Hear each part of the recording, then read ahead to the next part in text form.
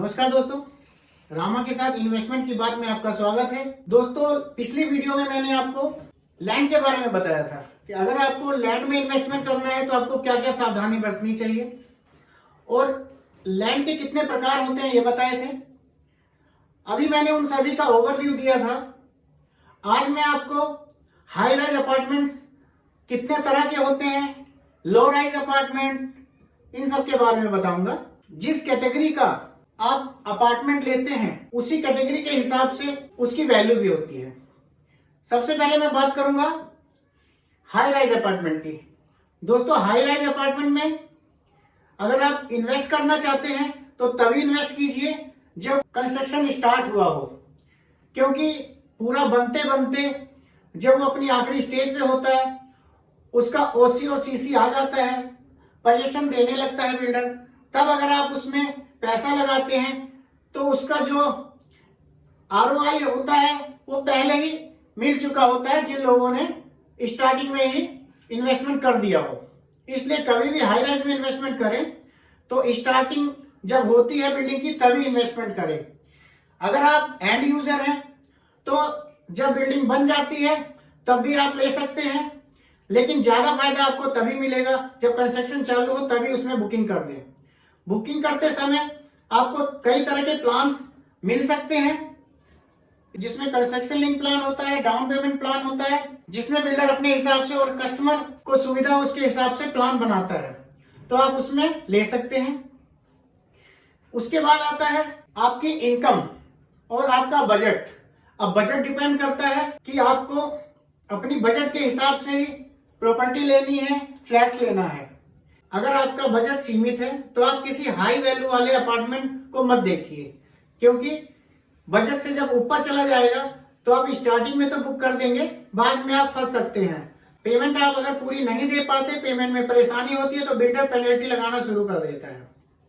इसलिए मैं आपको यही सुझाव दूंगा कि आप जब भी अपना फ्लैट बुक कराएं तो अपने बजट के अकॉर्डिंग कराएं और उसकी कीमत देखकर यह सुनिश्चित कर लें क्या इतना पैसा जितने का मैं फ्लैट ले रहा हूं, क्या मैं आने वाले टाइम में अपने सारे खर्चे निकालकर उसकी पेमेंट टाइम से कर सकता हूं या नहीं कर सकता। और इसके अलावा हाई राइज अपार्टमेंट में आपको प्राइवेट बिल्डर के फ्लोर्स मिल जाएंगे और गवर्नमेंट समय समय पर अपने ड्रॉ निकालती है।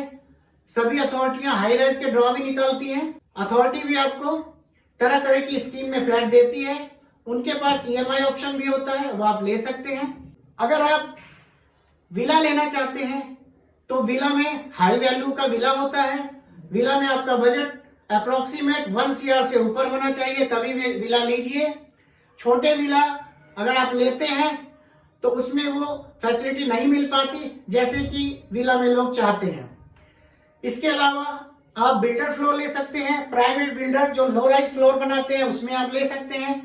उसमें आपको केवल इस बात का ध्यान रखना है कि आप जो फ्लैट ले रहे हैं, क्या वो जो बिल्डर फ्लैट बना रहा है उसने रेरा अप्रूव कराया या नहीं। देखिए, इसमें दो बातें होती हैं। पहला, अगर जो प्राइवेट बिल्डर अपना फ्लोर बना रहा है अगर वो 500 स्क्वायर मीटर से ज्यादा है तो वो रेरा नंबर लेगा। अगर 500 स्क्वायर मीटर से कम है तो रेरा नंबर की रिक्वायरमेंट उसको नहीं है। इसी तरह अगर कोई बिल्डर अपने एक फ्लोर पे 8 फ्लैट से ज्यादा बनाता है तो उसको अपने प्रोजेक्ट को अप्रूव कराना पड़ेगा, रेरा अप्रूव कराना पड़ेगा। अगर उसने अप्रूव नहीं कराया है, रेरा अप्रूव नहीं कराया है, तो आप उस प्रॉपर्टी में ना फंसे, क्योंकि रेरा उस पर एक्शन ले सकती है। इसलिए जब भी आप अपार्टमेंट लें, लो राइज अपार्टमेंट लें या हाई राइज अपार्टमेंट लें, आप ये देख लें क्या एक फ्लोर पे 8 फ्लैट बने हैं या नहीं। अगर 8 फ्लैट से कम है तो रेरा नंबर की रिक्वायरमेंट नहीं है। अगर 8 फ्लैट से ज्यादा है तो रेरा नंबर बिल्डर को लेना चाहिए। अगर वो एरिया 8 फ्लैट नहीं बने हैं, कम है, लेकिन एरिया अगर 500 मीटर से ज्यादा है तो भी उस बिल्डर को रेरा नंबर लेना चाहिए। अगर उसने रेरा नंबर ले रखा है तभी आप उस प्रॉपर्टी को खरीदिए, नहीं तो आप परेशानी में फंस सकते हैं।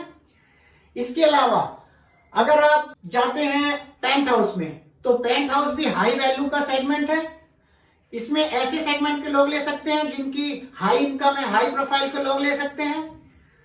अगर आपको पेंट हाउस लेना है, पेंट हाउस में बता दूं आपको, हर हाई राइज पे अक्सर टॉप फ्लोर पे देखा जाता है, टॉप फ्लोर पे जो 2 फ्लोर होते हैं उनको मिला के पेंट हाउस बनाया जाता है। डिफरेंट डिफरेंट बिल्डर अलग अलग तरह के पेंट हाउस बनाते हैं, तो आप पेंट हाउस पे भी जा सकते हैं।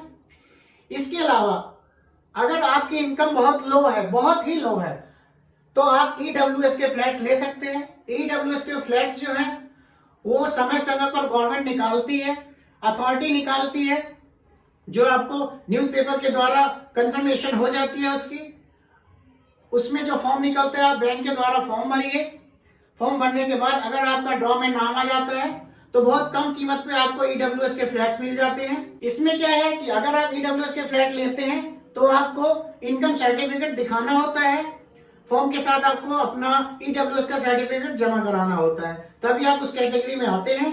अगर आप हाई इनकम ग्रुप के हैं और ईडब्ल्यूएस में फॉर्म भर देते हैं तो उसमें अगर आपका ड्रॉ में नाम आ भी जाता है तब भी वो फ्लैट नहीं ले पाएंगे, क्योंकि वो सर्टिफिकेट मांगेंगे ईडब्ल्यूएस का। इसीलिए आप अपनी इनकम और अपने बजट के अनुसार ही फ्लैट देखें। और इसमें आप किसी भी कैटेगरी का फ्लैट देखेंगे तो आपको ये देखना है कि उसकी वैल्यू कितनी है और मेरी इनकम कितनी है। फ्लैट की वैल्यू और अपनी इनकम दोनों का तालमेल अगर बैठेगा उस तभी आप फ्लैट लीजिएगा कि आने वाले टाइम में आपके खर्चे कितने हैं और आप इस फ्लैट की कीमत टाइम से चुका पाएंगे या नहीं। इसके अलावा मैं ये बताना चाहूंगा, अगर आप कोई भी फ्लैट लेते हैं तो आपने सुना होगा बहुत से लोग कहते हैं यार ये फ्लैट तो अच्छा है लेकिन कीमत बहुत ज्यादा है। अब फ्लैट की कीमत कैसे निर्धारित होती है? कोई भी फ्लैट, अगर आप कोई भी अपार्टमेंट में फ्लैट लेते हैं, आपको ये देखना है वो किस जगह है। अगर उसकी लोकेशन, किसी भी फ्लैट की कीमत उसकी लोकेशन और हाई डेंसिटी एरिया में है या लो डेंसिटी एरिया में है, उस पर डिपेंड करता है। अगर आप लोकेशन बहुत अच्छी है और हाई डेंसिटी एरिया है तो आपको एक कम कीमत में फ्लैट मिल जाएगा, लेकिन अगर लोकेशन भी बहुत अच्छी है और लो डेंसिटी एरिया है तो आपको उस फ्लैट की हाई वैल्यू होगी और आपको ज्यादा कीमत चुकानी होगी, क्योंकि जो भी वैल्यू डिपेंड करती है वो उसकी लोकेशन और उसकी डेंसिटी पे डिपेंड करती है। अभी तक मैंने जितनी भी वीडियो डाली है, पिछली वीडियो में मैंने लैंड के प्रकार, लैंड कितने तरह की होती है ये बताया था। आज मैंने आपको फ्लैट कितने तरह के होते हैं ये बताया है। इसके बाद जो भी मेरी वीडियो आएंगी, अलग अलग तरह की वीडियो आएंगी जिसमें मैं आपको बारी बारी एक एक सेगमेंट के बारे में बताऊंगा। हर एक वीडियो में अलग अलग सेगमेंट होगा। अभी तो मैंने फ्लैट्स, लैंड और इन्वेस्टमेंट के कई प्लान्स थे जिनका ओवरव्यू दिया है। आगे चल के विस्तार से आपको अलग अलग तरह के इन्वेस्टमेंट प्लान आपको बताऊंगा। अगर मेरे द्वारा दी गई जानकारी आपको अच्छी लगी हो तो लाइक करें, सब्सक्राइब करें। नमस्कार।